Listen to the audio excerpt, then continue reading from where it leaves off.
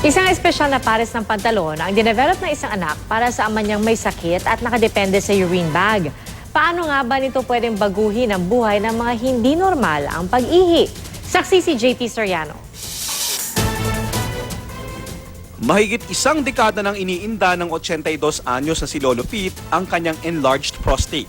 Dahil sa paglaki ng isang bahagi ng reproductive system niya, umiihi siya sa pamamagitan ng catheter o tubo na nakakonekta sa isang urine bag kung saan naiipon ang kanyang ihi. Ganito ang araw-araw niyang buhay. Bitbit niya ang urine bag na nakatali sa kanyang binti, saan man siya pumunta at anuman ang kanyang ginagawa. The inconvenience of that, sumasakit ang ita mo. Makati. Just imagine, at saka kung minsan nakikita, binabati ako, ano ba yan? Ano, nabaril ka pa or something happened to you? Or, nakita ng bata, ano, serbesa ba yun nandiyan? Embarrass ako, ano? Hindi ako masyadong makakalabas doon. Pati pagsama sa mga lakad ng pamilya, inihinto na raw ni Lolo Pete.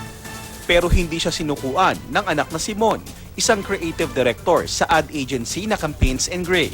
Ang naisip niyang solusyon, pantalon na magtatago sa catheter at urine bag ng ama. From that incident comes a good solution.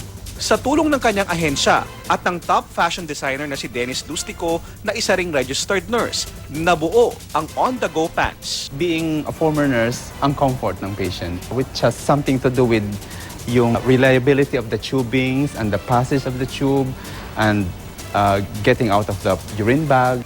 Ngayon, ang dating bitbit na urine bag, komportableng na itatago sa espesyal na cargo pants. Pero higit dito, si Lolo Pete, mas komportableng makakasama sa iba tulad ng kanyang pamilya.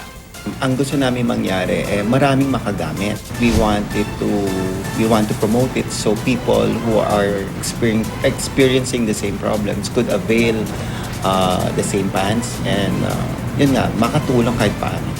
Umaasa ngayon ang mga gumawa ng on-the-go pants na mas maraming ospital ang makikipag-partner sa kanila. Maaari itong magamit ng mga outpatient na may sakit di lamang sa prostate, kundi pati na rin sa may kidney problems at mga na-stroke.